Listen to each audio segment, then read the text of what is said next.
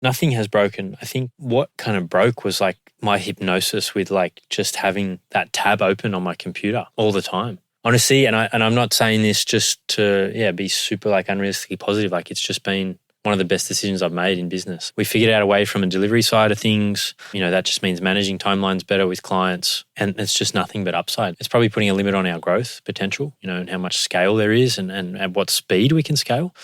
But from a day in, day out point of view, nothing is broken. I just feel mentally a lot more clear, I guess. Joe Mackay is a LinkedIn ghostwriter and content strategist who left his government job in Australia to raise his family in rural France.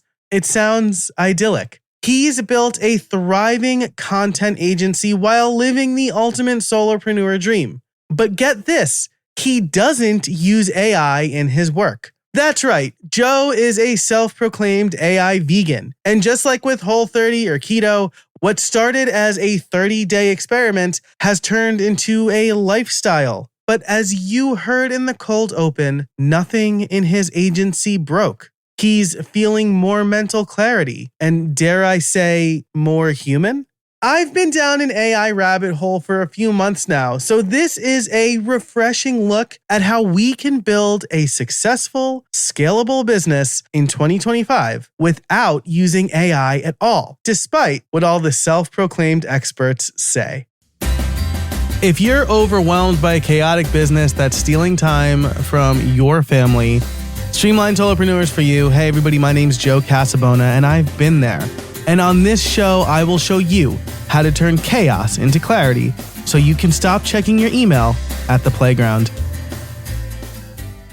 All right, I'm here with Joe Mackay. Joe, how are you today? Going well, thank you, man. It is, midsummer as we talk. The window's open, the breeze is flowing. I can hear kids splashing in the pool. It's a good time to be alive. That is fantastic. Great name, by the way. You are in a place where the climate is kind to you in the summer, I assume. It is oppressively hot right now here in the northeast of the United States. So no windows are open, and my AC is so high that my electric company is very upset with me. We did just survive a heat wave. It's calmed down a little bit now. And so the pool comes in very, very handy. But feeling for you, man, in the heat, there's nothing worse. Yeah, absolutely. I tell myself I'm not allowed to complain about the heat because I complain about the winter. And I'm like, you can't complain about both. Since I choose to live in the Northeast. If I hated all weather, I'd live in like San Diego or something. But I generally like seasons, so I can't complain about all of them. Okay, I want to, this is so interesting. I want to dive right into this. People who have seen the title know we're talking about this. Tell me about the moment that you decided to go AI vegan. And also, can you maybe define AI vegan for us? For sure, yeah. So look, AI vegan, as I define it, is just basically cancelling your ChatGPT and your Claude subscription. Like no generative AI, no large language models in my business, in my life at all.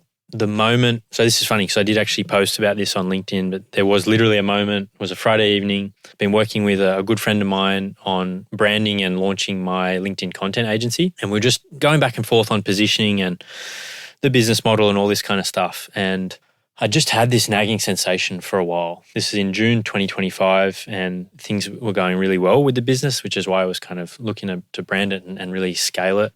Maybe to go back like a few months to sort of the beginning of the relevant part of the story, late 2024, I had basically implemented custom GPTs, so AI agents, throughout every part of my content production process in my LinkedIn content agency. So I had AI agents trained on every client, like all the first-party content that I'd created for clients over the previous years. I'd use that information to build these really, really effective, efficient custom GPTs that could spit out content from my interviews with clients like that.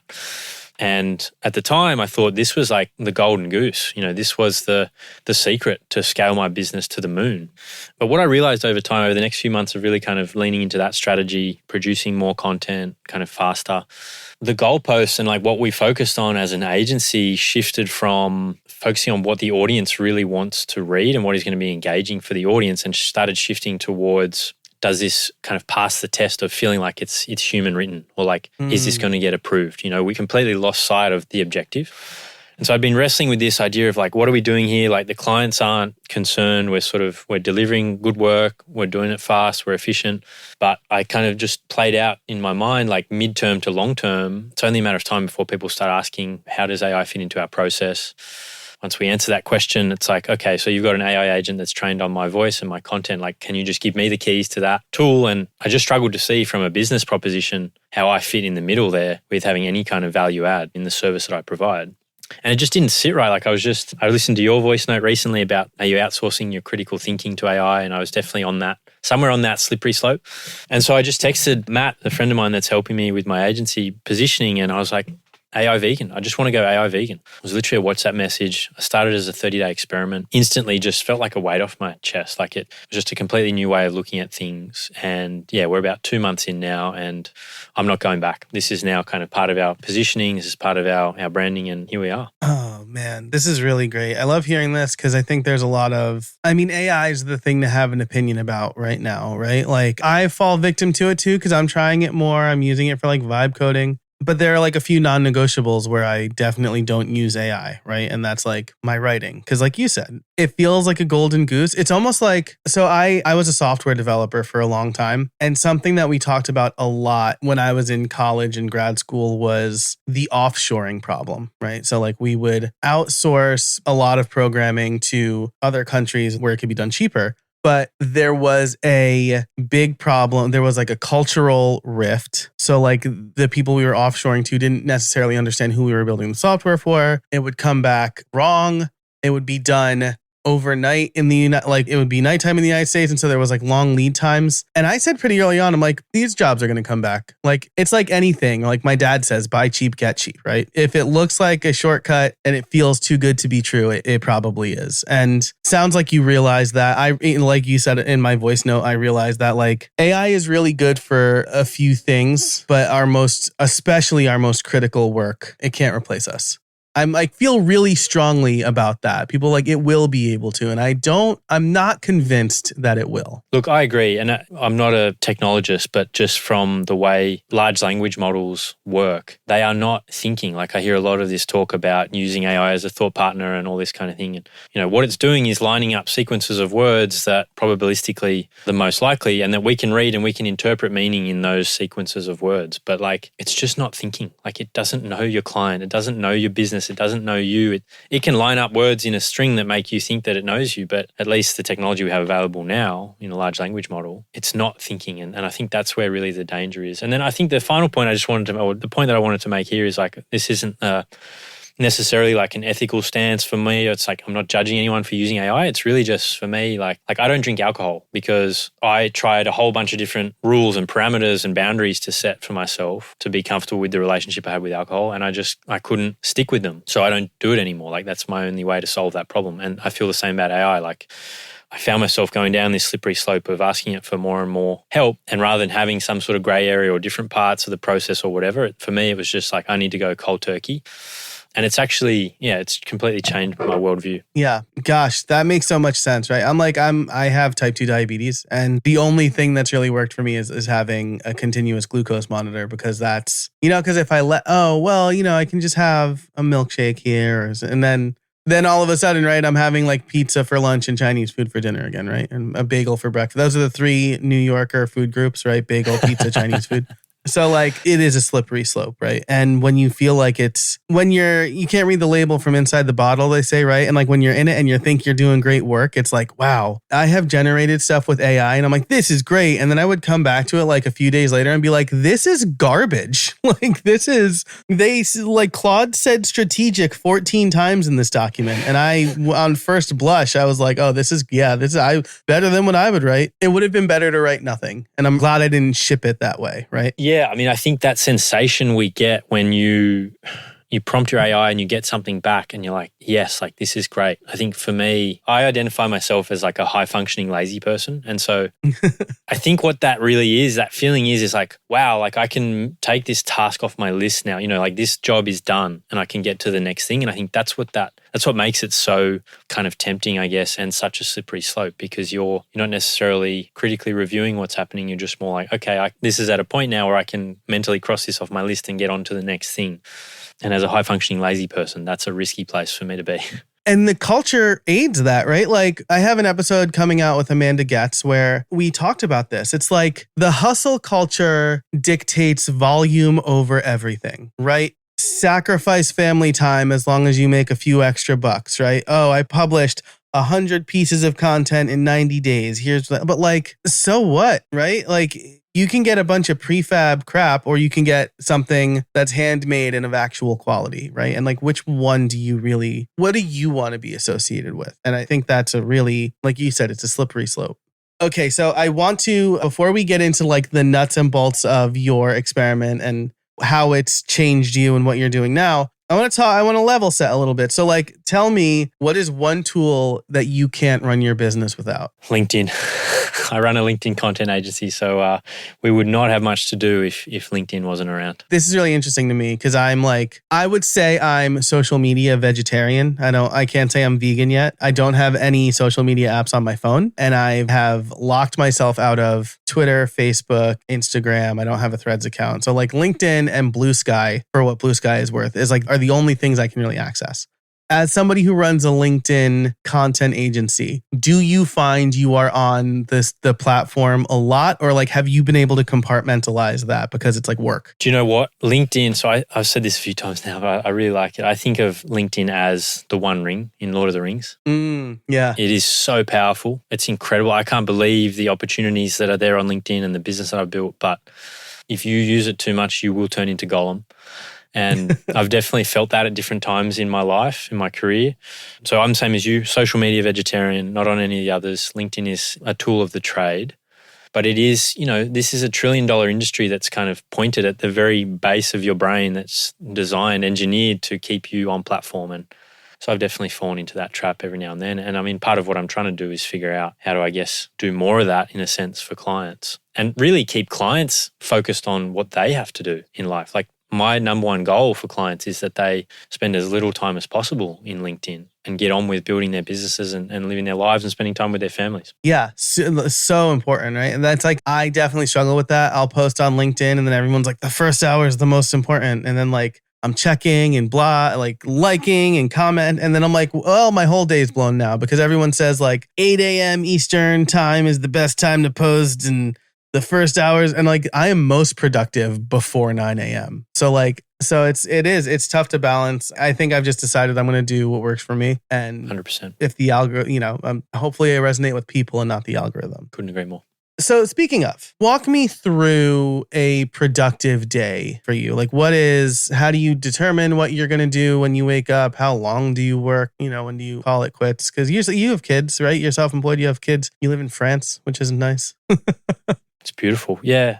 This productivity thing, I mean, I really wrestle with this, and it might be because I live in a small French village where, it's a farming, like there's a lot of farming around here. Walk down the streets, there's no one here that's worried about AI and LinkedIn or any of that kind of stuff. And just, I think the French mentality and approach to life is very different to, more that Anglo style of just work, work, work. So I'm really wrestling with this idea of productivity, what it means for me, what I'm here to do. And I think one key thing that I've identified is if I can get up to an alarm, like control the time that I wake up and ideally make that early enough that I'm sort of, what it's like with young kids, like the house just comes alive and it just never stops until everyone's asleep again at the end of the day or everyone's out at school. So I find getting a window of time for myself in the morning, whether it's for gym or some writing or a run, like just quiet time before the day is kind of dictating terms to me, I think is a key thing that just sets me up mentally for the rest of the day.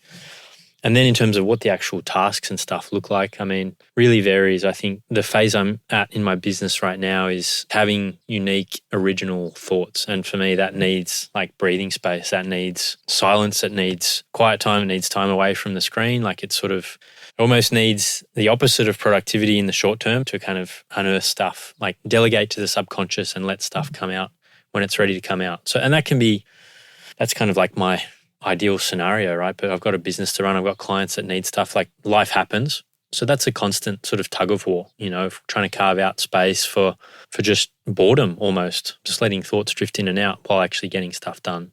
And then try and make sure I'm done close to end of school time or just after. Ideally go and pick up the kids from daycare or from school if I can around 4:30 and then try and stay. I love your thing around like don't check emails from the playground. Yeah, thank you. Yeah. I deleted emails from my phone, no social media apps. Like it's just phone is locked away and evenings are ideally just family time. Yeah, I don't know if this is like the Bader-Meinhof effect at work. I don't know. Do you know the Bader-Meinhof effect? It's like you see something and then you keep seeing it. So it's like this thing that hasn't entered your consciousness, it does, and then you see it everywhere. It's like a song on the radio, for example. But this idea of like being bored and not having screen time and like not necessarily doing like a 9 to 5 thing, but like finding pockets that work for you. I feel like that's been coming up a lot lately. It's definitely something I've been thinking about. Like when my kids are like, I'm bored, I'm like, good. Be bored. Like boredom spawns creativity. And it, like you said, I think that's really important. And so, I do the same, I try to wake up early. That's because that's my, according to my Aura ring, that's my chronotype or whatever. I'm like a morning person, which I didn't need the Aura ring to tell me. So like I do try to work in the morning, and then at night, like I can't even read a book at night. I'm just like, I'm kicked. So like I'll usually in the summer, I'll have like a cigar and have the Yankee game on, or just kind of like stare into the middle distance. Right. And just like enjoy not staring at a blue light in my face. So I think that's... I have no idea what an Aura ring is, but for me, it's like a symbol of something that for me, as someone who is active on LinkedIn, I spend a lot of time on LinkedIn specifically, and that is just a real mecca for this kind of productivity hustle culture. Like there's all these hacks, and here's how you drink a liter of water when you wake up, and like don't have coffee for the first 2 hours, and like all these rules and regulations on how to optimize your life, and technological aids like your Fitbit and your Aura ring and your whatever else, like your Whoop bracelet. I'm just going, what's my body saying? Like just listening to my body. And it's something mum always told me when I was a kid, like just listen to your body, and if you feel like sleeping in, like if you really need to, if the alarm goes off and you're like, I'm wiped for whatever reason, hit snooze, turn it off, like sleep in, and I'll do that. I'm getting better at like giving myself permission to actually listen to myself rather than the influencer on LinkedIn or the piece of tech that's beeping at me. You know what I mean? I think that's kind of a place where I am right now, just trying to get my head around that and live true to myself and what my body really needs. Yeah, I think so. To quote the great philosopher Roxette, right? Listen to your heart when it's. I love that song. I'm sorry to anybody who I just got stuck in their head, but I think this is another part of like the AI vegan thing, right? Like I thought it was really interesting, and so I got one. And my friend Kat was like, just like beware that like don't take the ring's opinion over how you're actually feeling, right? Yeah.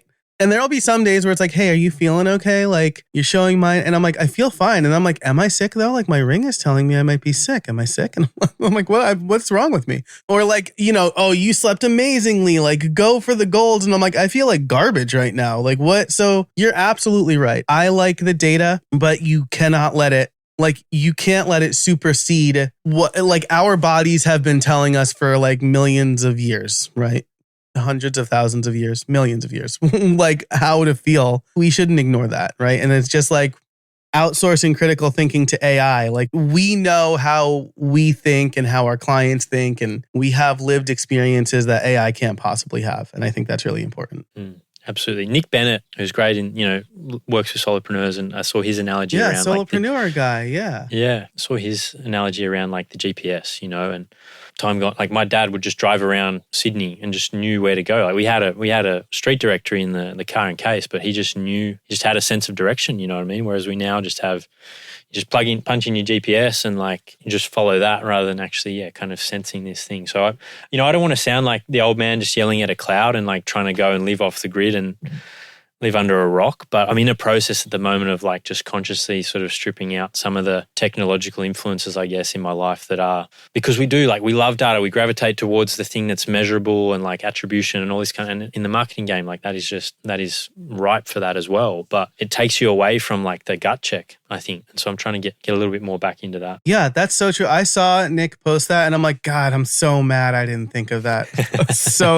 Because like you are so right. When we moved when I was a kid, my dad would just drive us all around for a couple of hours. And I'm like, what are we doing? He's like, we're learning the town. I'm like, how are we going to get home? And Now I've lived where I live for like 7 years and I still put the GPS in no matter what. And I tell myself, I know how to get there, but like, what if there's traffic?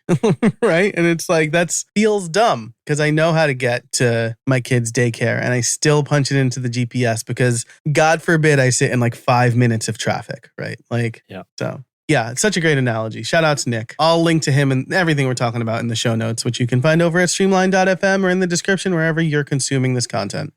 Okay, so let's talk about your process a little bit and then we'll get into the AI vegan experiment. You manage, so is it you and contractors, you and employees, you and a partner? What's the business structure like? Yeah, so it is me and a small team of freelancers all around the world who have different responsibilities in the business. And that was a big mindset shift for me. Like I very much went in that solopreneur. I wore that solopreneur badge really proudly. Like I do everything. It's just me, you get me.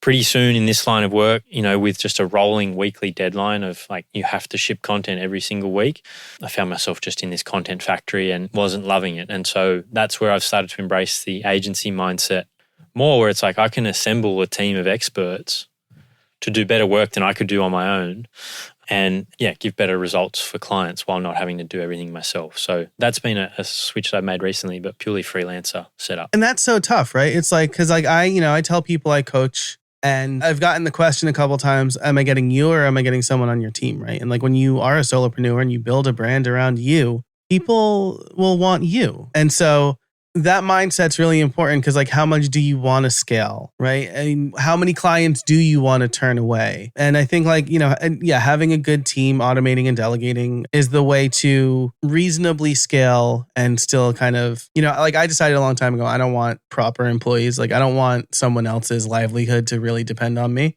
That's just like not the kind of business I want to run. Like I don't want to have to like worry that I can't put an employee's food on the table because I'm taking a week off because I don't feel like working or whatever, right? Like, so yeah, that's a tough thing. That I think that's a whole other conversation, but I think a lot of people listening to that will resonate with that struggle. Like, how do I scale without losing the solopreneurship? Will people want me or will people who want me get me in some way? Yeah. So I'm really interested in how you manage this, right? Because delegation is a really hard thing for a lot of solopreneurs. When you like onboard a client, how do you assign people? Is it like, tell me a little bit about that process. That's really interesting to me. Yeah, for sure. And this is kind of related to the previous point. Like the key thing for me with clients is what I realize I enjoy most about the work and probably my lane of genius is the interview process. Like is taking those ideas, the stories, the threads, the anecdotes, and just like pulling on those and excavating the content from the client. Like that's the bit that I want to do as much of as possible. I'm the only one who does that. I'm actually not the world's best writer, so what I do now is I find people who with a really good strategy from me, and like I still lead content strategy, lead the interview, and then it's like with a good strategy and a good interview, like good raw materials, have a team of great writers that then actually polish those stories up and get them ready for LinkedIn. So it really plays into my strengths, gets me doing more of what I'm good at, and also improves the end result for clients as well, because I don't have to write all this content all the time. I really want the listeners to marinate in that for a minute. Like you are doing the thing that you like to do best. What's really interesting is like you built a business that requires writing, but like it's the part before the writing you like the best until you decided to do that. I think that's so awesome. Because I think a lot of solopreneurs feel like they need to do everything or like I need to have my hand on the deliverable in some way, shape, or form. I love building automations and building the systems. And like that's the sales and marketing is like my weakest part of the game. And so I'm working with people now to help me with that. But like we started a business to be happy in our work. And so you should do the thing that makes you happy. Yeah. And so look, I would say that this is probably one of my superpowers is that lazy bit, right? Like I'm very good at figuring out ways to not have to do the stuff I don't want to be doing. I'm willing to pay money to solve those problems and have those tasks taken care of, like my lawn out the back, like all this, like whatever it is. I think that's actually a gift as a kind of an entrepreneur because I've got no qualms really with like finding experts who are better than the thing that I don't want to be doing and getting their help. I do, have to delegate. What it's really forced me to do is systemize the framework, like the approach, and really put guardrails on like, here's how I call it the campfire method. This is our method for developing a LinkedIn content strategy and this is how we execute on that plan. So I can brief more effectively. And the reality is I still do review stuff that's written. I provide feedback, I close that loop, and then, maintain that client relationship. But I've got people around me that are really in their lanes of genius as well, doing the heavy lifting. Yeah, that's great. So one more question around this is, how do you, let's say like I hire you to do my LinkedIn content creation. You interview me. Do you send me to the freelancer who you think would best capture my voice? Or like, is it like whoever's open? Like, does everybody kind of write the same? Like, what does that look like? Because like that like nuts and bolts bit, I think is something a lot of people, like I think others think that's boring. I think that's such a crucial and cool thing. Yeah, no, look, working with a growing roster of freelancers, and a lot of it plays into what other types of content have they written. Like, do they know specific industries quite well? There's often jargon, insights, industry background that they're going to need. So it's not a huge roster of freelancers that I have, but I'm definitely trying to figure out who knows the client's space most effectively. Capacity definitely plays a part, but my primary goal is figure out who knows the client's space the best, because what we try and do is really like, I think that 101 content, and a lot of my competitors out there will be focusing on like tell personal stories, and share a photo of yourself, like all that very kind of surface level stuff, which actually has a role in building your personal brand, right? We do that. But for me, the revenue, the leads, the business opportunities come from that 201, 301, 401 level content. You need to go deeper. And so I want to try and find the writer that's most likely to understand the client's space to be able to get to those deeper levels. It's a big part of my job in the interview as well.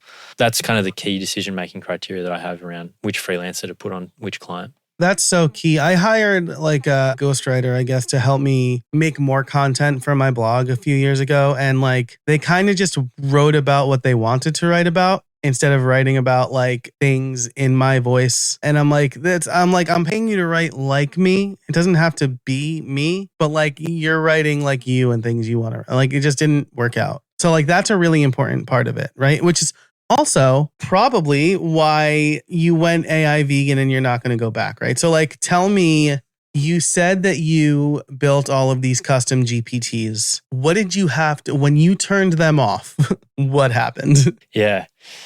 Look, I made that decision for myself of like, I don't want to use ChatGPT and I don't want my agency to use ChatGPT. I, at the time, just had one account manager who was a really crucial part of my team, who was essentially the key person kind of running the machines, I guess, like working with the bots. So I had to sit down with her and explain the position. We'd had a bunch of chats just about some of the ethics around AI and our experiences using it and all that kind of thing. And, she's amazing. Like, she does really great work. It's a great partnership. And she was just completely on board with it. And it's slower, like it takes longer. But we both are just kind of on the same page with that. And then that just became kind of one of the criteria in the hiring process for engaging freelancers. It's like, we are an AI vegan agency.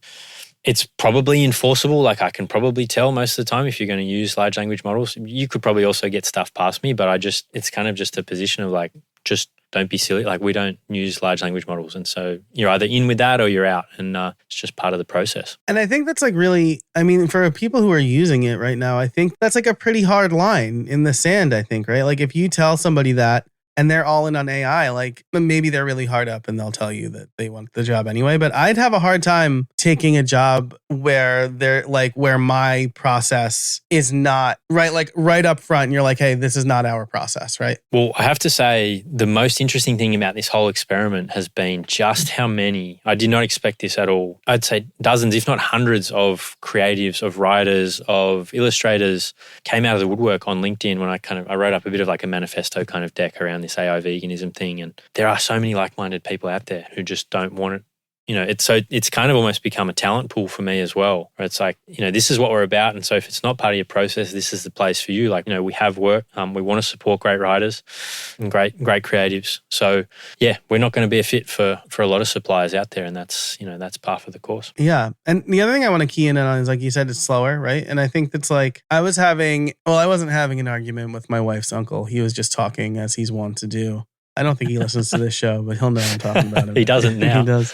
Yeah. And he was like talking about how, oh yeah, I go to these restaurants and I always complain and I get the free food and blah, blah, blah. And I'm like, how could they charge $20 for a burger? I'm like, dude, if you want a $2 burger, go to McDonald's. Like, if you want something good and decent, you should pay for it. And like, if you want the quality of something, then it's going to take time. So like you can have like fast and cheap. That's fine. It's not going to be as good as slow and a little pricier. Yeah, good, fast, cheap. Choose two of them. Yeah. And I think like the problem with AI now, that's maybe a little too strong of a statement, but like people think that they can get all three good, fast, and cheap while still kind of charging a premium for it, I think. Like you said, it feels like a golden goose, but it's not. Dude, that window is just closing. Like, and I was really of the mindset of like, I could either, it's like when you take your car to the mechanic, and there's that information asymmetry. Like I knew that I was right at the cutting edge of where this technology, like how to use this technology. And I knew there would be plenty of clients out there that would just never even register. And so I knew that like there's a window where a whole lot of people are going to make a whole lot of money in a short space of time doing this, like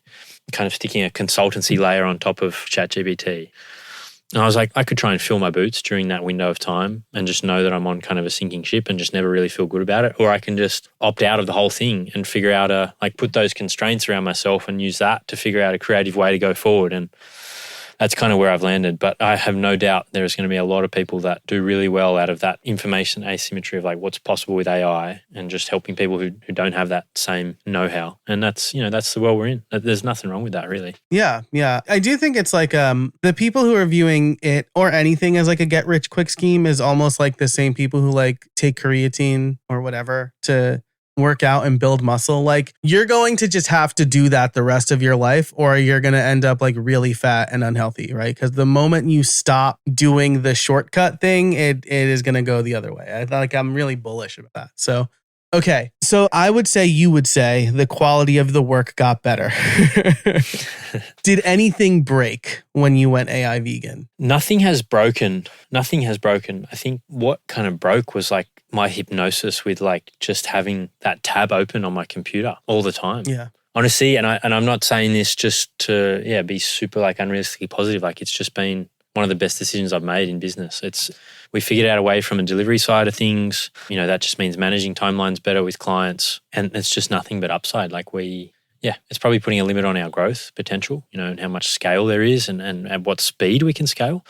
But from a day in, day out point of view, nothing is broken. I just feel mentally a lot more clear, I guess. Yeah. It reminds me of, so I have had very unhealthy habits growing up. And so like I mentioned, I have diabetes. When I was diagnosed and like I cut out carbs completely and I like ate a healthy lunch and then wasn't falling asleep at my desk, I was like, oh, is this what it's like to not feel like garbage all the time? Like this is so nice. Okay. So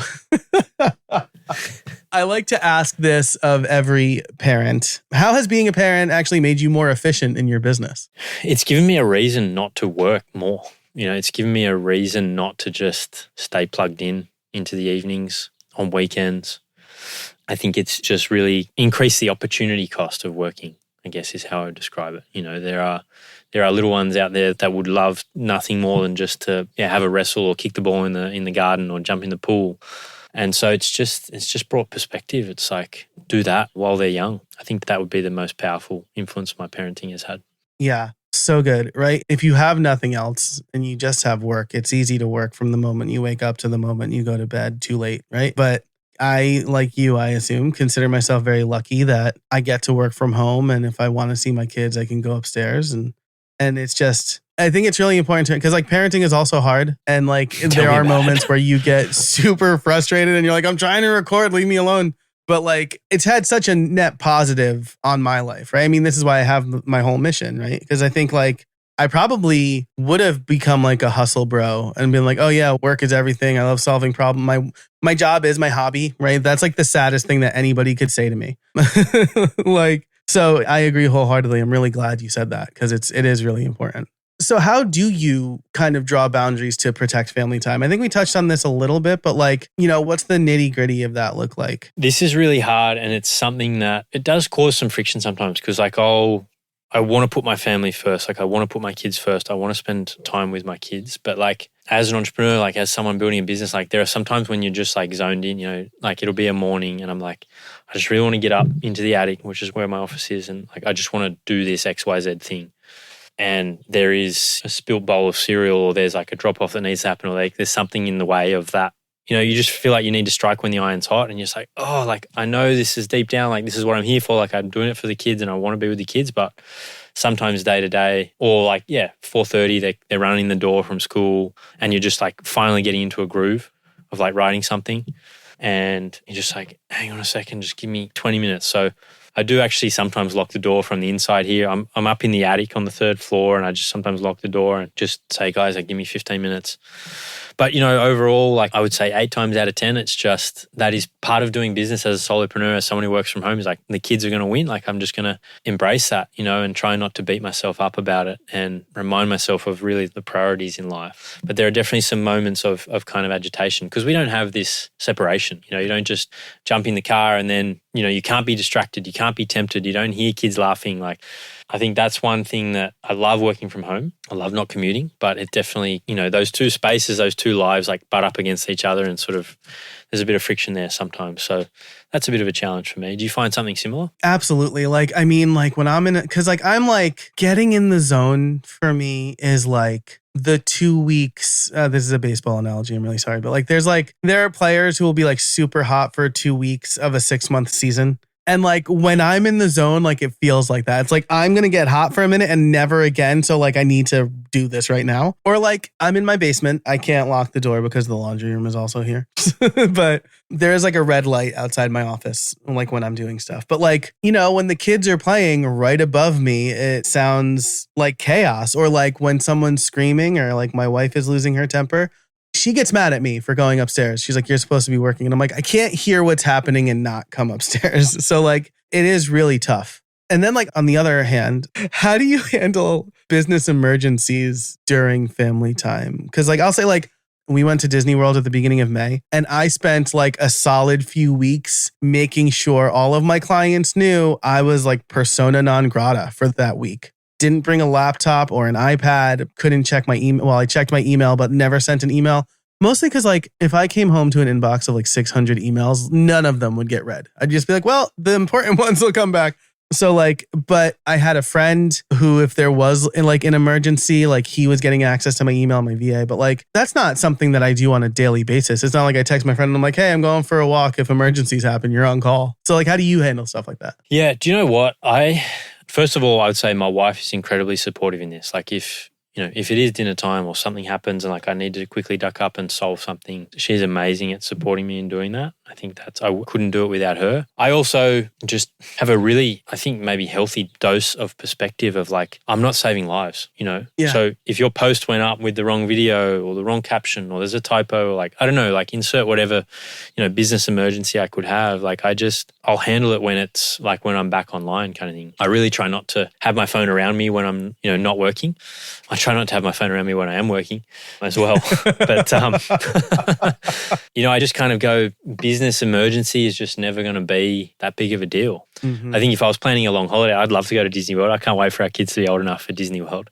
But yeah, man, business emergency just isn't in my vocabulary, really. Yeah, that's so good. Like to reference my friend again, I was like, will you do this? He's like, you understand that none of your clients have any emergencies, right? And I'm like, I know. But like if their site goes down or whatever, like there's like still a couple of people whose sites I manage, heavy quotes on manage, like they probably would like their site to go back up, right? But yes, totally get it. Like, no, my wife's a nurse, right? Like, and when she has a bad day and I have a bad day, I'm like, you take the cake, right? And she always says like, no, don't, downplay what you do. And I'm like, no, let's. Completely. The worst thing that will happen if I mess up is someone loses like a few $1,000s. No one's going to die because of my mistake. So, man. Yeah, I think that's really, really important. We do the work that we love, that we think is important, but it is, I think of that quote that's like, your kid's not going to remember the work that you did for a client. Like they're going to remember that you weren't playing with them because you were working late or whatever. That's like a butchering of that quote, but the sentiment's there. Yeah, no, absolutely. I couldn't agree more. Yeah. So I want to wrap up with, I'm calling it audible actually, because like real life vegans get their protein through plant-based or replacement things. Do you use, I don't want to call them AI tools, but like transcription, right? Like AI transcription, like are you using anything like that? Yeah. So we have Fireflies, like the interview with clients is the key. Like that is the source of all our content. So we absolutely need to get that transcribed I use Fireflies for that. I'm sure there's AI tools like plugged into my Gmail and all that kind of stuff as well. Really where my AI vegan definition is just around generative AI and large language models in kind of creating stuff. That's where we draw the line. That's like, because I'm like thinking like you, I'm like, I think I'm ready to save myself like $60 a month and get rid of these subscriptions, right? But like something I absolutely rely on is Whisper Memos, which is like an app that you just like, you can talk into your watch and it'll transcribe it and summarize it and then email it to you. But like the other thing that I use it for is it'll take the transcript, send it to Zapier, and then Zapier will convert it into a Todoist list, thanks to like ChatGPT. So like at the end of my day, I like brain dump, I talk at my watch or my phone for 3 minutes, and then like I have a to-do list in Todoist. And like, but you know, I think like you said, like that's like a helpful tool, right? That's not the thing it would replace is nothing.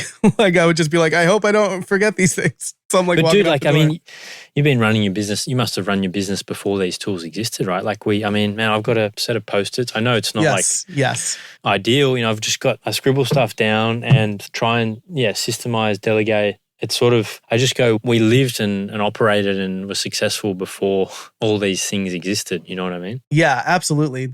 I'm really glad you're pushing back on this because you're right. Like, especially before kids, I would journal at the end of my day, right? Like, and I still have a notebook and I journal.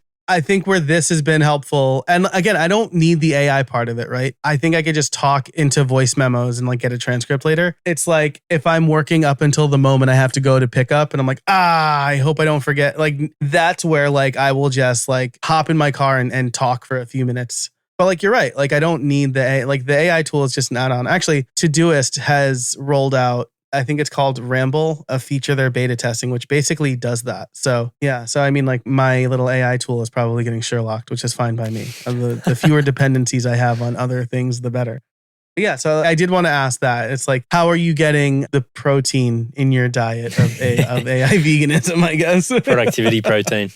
Yes. Okay, so wrapping up here, there's one thing we didn't get to that I suspect will be the answer to this question, but like, what's one system change that would save our listeners the most time right now? Like, what's something that you do that is just so time saving? Obviously, it's going to not rely on AI, which is great because I think a lot of people are saying their AI things like I do right now. Yeah. What is one thing that would save time? I think for me, like still like going from that sort of solopreneur bit to like getting some support, like getting someone in your corner, like a freelancer, a VA, like an assistant, like another brain, I think has been massive for me. Like I don't want to run I don't want to have employees and pay pensions and all that kind of thing, but having someone that's on your corner that you can actually get help with and a real person, I think has been a game changer for me. It's also made like the business journey a lot less lonely, I guess, knowing there's someone there that has your back and that can help. So, you know, whatever capacity that looks like, I think has been helpful. And even if that's not like a paid thing, but just actually finding your community and just bouncing ideas, it maybe doesn't save you time in the short term. But for me, I've realized that what I need to optimize for is not my time, it's actually my energy. It's like we've all had those days and weeks where like there's nothing on the calendar, like the kids aren't here, like I've got time. And then whatever reason you're just like, I'm not up for it, or you get distracted or you go down the wrong rabbit hole. Yeah. Whereas when you've got energy, if you give me full strength energy and 20 minutes, I'll get more done than like 6 hours at like, I just wish I was outside, you know? Yeah. So more than time, I look at energy these days in my business. Oh, I like that a lot. That's a really good tip. So here's what I'll say, because you said a real person. I have seen multiple posts and I've talked about the AI coach. Anybody who's using an AI coach, you need to know it's not a real coach, right? I think that's really, so like having a person, a coach or a mastermind group or a co-owner, a co-founder with you, partner, whatever, I can't express enough how important that is. I'm going to point people to a couple of other resources because we didn't get to them in this interview, but you talked about your Campfire framework. You also talked about a client questions or Q&A database. And so I'll just do you have like a blog post or should people just find you on LinkedIn for that? Because I think those are really interesting things that will help replace the AI ideation with actual helpful things, right? Yeah, for sure. So at the time we record these, I've got rough working versions of these. So find me on LinkedIn. I think if we can link my LinkedIn in the show notes, I can definitely get them out. But working on some more kind of polished assets that can be used like vegan thought starters, I guess, like to get back to some of your critical thinking and ideate a little bit differently without just prompting GPT. I'm more than happy to help people with that. Awesome. Well, Joe, this has been great. Thank you so much. I will definitely link your LinkedIn in the show notes. I think it is the .info. Is that also a website? Do you have another website that you go to? joemackay.info links to my Beehive, like my weekly newsletter. Yep. Sweet. All right. So I will make sure we get all of that in the show notes. Joe, thanks so much for joining us today. I really appreciate it. Likewise, Joe. It was really good to chat, man. Glad you're well. Awesome. And thank you all for listening. I really appreciate it. And until next time, I hope you find some space in your week.